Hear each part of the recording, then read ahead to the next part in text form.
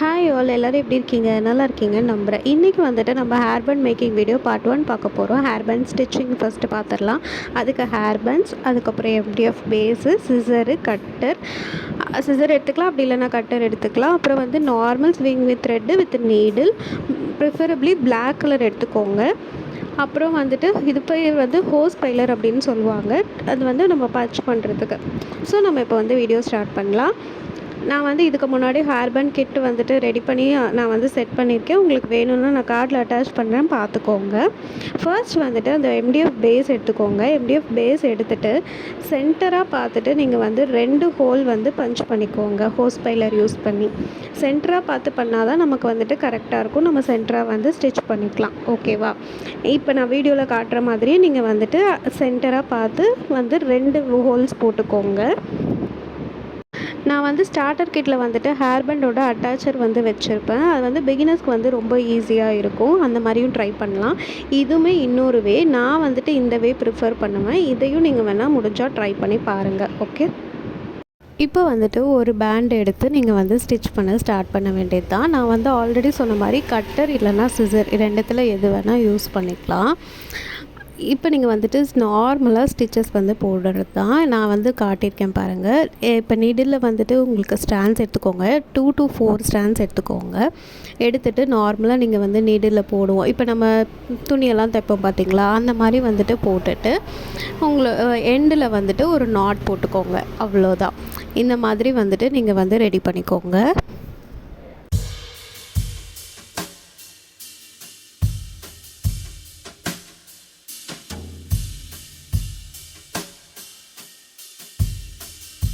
வீடியோவை ஸ்கிப் பண்ணாமல் பாருங்கள். அப்போ தான் வந்துட்டு நான் என்ன போட்டிருக்கேன் அப்படின்றது உங்களுக்கு நல்லாவே தெரியும். ஏன்னா வந்துட்டு பேசிகிட்டே இருந்தால் உங்களுக்கு புரியாது. அதனால தான் நான் வந்து ஸ்டாப் பண்ணுறேன்.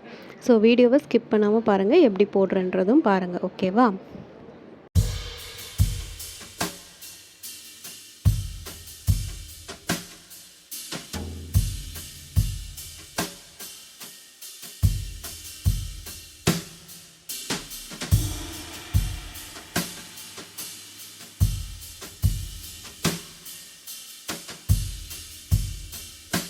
இந்த மாதிரி 3 to 4 ஸ்டாண்ட்ஸ் எடுத்துகிட்டு நீங்கள் வந்துட்டு நீடில் இன்சர்ட் பண்ணிவிட்டு நான் உங்களுக்கு ஒரு 3 to 4 டைம்ஸ் வந்து நாட் போட்டு நல்லா டைட் பண்ணிக்கோங்க.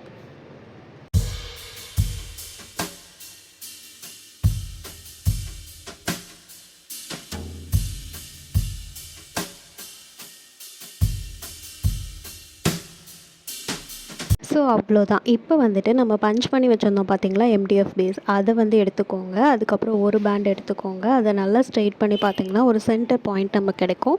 அந்த சென்டர் பாயிண்ட்டை அந்த எம்டிஎஃப் பேஸ் மேலே வச்சுட்டு நீங்கள் வந்துட்டு ஸ்டிச் பண்ண ஸ்டார்ட் பண்ண வேண்டியது தான். இந்த மாதிரி திருப்பிக்கோங்க. திருப்பிட்டு கீழேருந்து நாட் விடுற மாதிரி, இப்போ நான் வீடியோவில் காட்டுறேன் பாருங்கள், கீழேருந்து நாட் விடுற மாதிரி.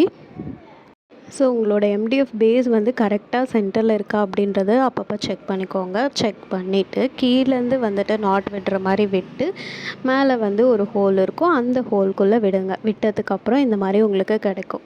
அதுக்கப்புறம் அந்த செகண்ட் ஹோல் போட்டோம் பார்த்தீங்களா, அந்த செகண்ட் ஹோலில் நம்ம வந்துட்டு அடுத்த செட்டை நம்ம வந்து இன்சர்ட் பண்ணோம். இன்சர்ட் பண்ணிங்க அப்படின்னா ஒரு ஸ்ட்ரெயிட் லைன் மாதிரி கிடைக்கும்.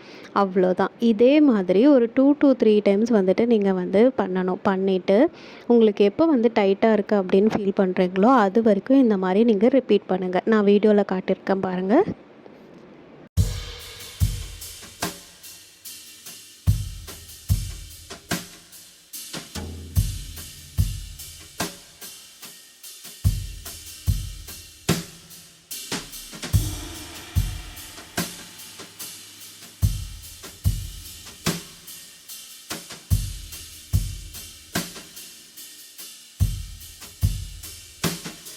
ஸோ அவ்வளோதான். நான் வந்து ஒரு 3 to 4 டைம்ஸ் உள்ளே விட்டு எடுத்துட்டேன்.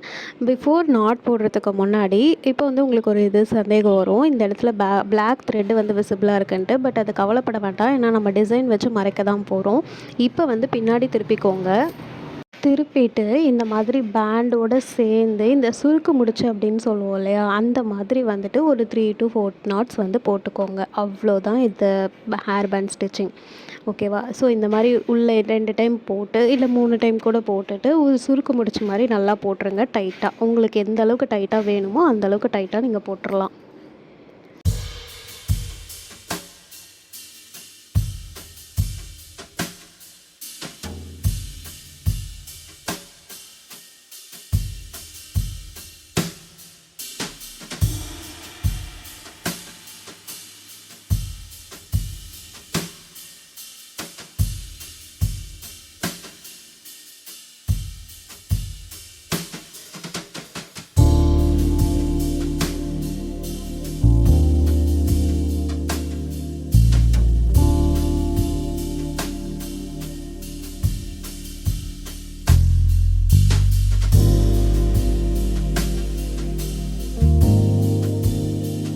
ஸோ நான் ஒரு 3 to 4 knots வரைக்குமே போட்டிருக்கேன். அண்ட் நீங்கள் பிஃபோர் கட் பண்ணுறதுக்கு முன்னாடி ஒரு டைம் நல்லா இழுத்து பார்த்துக்கோங்க. உங்களுக்கு டைட்டாக இருக்கா அப்படின்றத ஃபீல் பண்ணுறதுக்கு.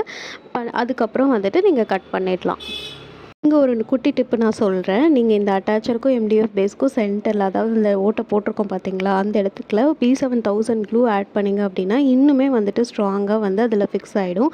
நான் இப்போ பண்ணலை, ஏன்னா எனக்கு டைட்டாகவே இருக்க மாதிரி ஃபீல் இருக்குது. நான் பண்ணலை. ஸோ ஹேர் பேண்ட் அட்டாச்சருக்கும் இதுக்கும் என்ன டிஃப்ரென்ஸ் அப்படின்னா, ஹேர் பேண்ட் அட்டாச்சரும் நல்ல விஷயம் தான். 95% வந்துட்டு அது வராது. ரொம்ப ஹார்ஷ் ஹேண்டலிங் பண்ணால் மட்டும்தான் வந்துடும். ஸோ இந்த மெத்தடை பொறுத்த வரைக்கும் உங்களுக்கு 100% வந்துட்டு வெளியே வர சான்ஸே கிடையாது. ஏன்னா நம்ம நிறைய நாட்ஸ் போட்டு செக்யூர் பண்ணியாச்சு. ஸோ இப்போ இந்த ஹேர் பேண்ட் வந்து டிசைன் பண்ணுறதுக்கு ரெடியாக இருக்குது. ஃபார் த ஃபர்ஸ்ட் டைம் நீங்கள் பிகினர் யூஸ் பண்ணுறப்போ உங்களுக்கு கொஞ்சம் டீடியஸாக தான் இருக்கும். பட் இதை ப்ராக்டிஸ் பண்ண நீங்கள் வந்து இதில் ப்ரோ ஆகிடுவீங்க. ஸோ இப்போ வந்துட்டு நான் நெக்ஸ்ட்டு வீடியோவில் உங்களுக்கு எப்படி டிசைன் பண்ணுறது அப்படின்றத நான் உங்களுக்கு சொல்லித்தரேன். அது வரைக்கும் stay tune. Thank you so much for வாட்சிங். பாய்.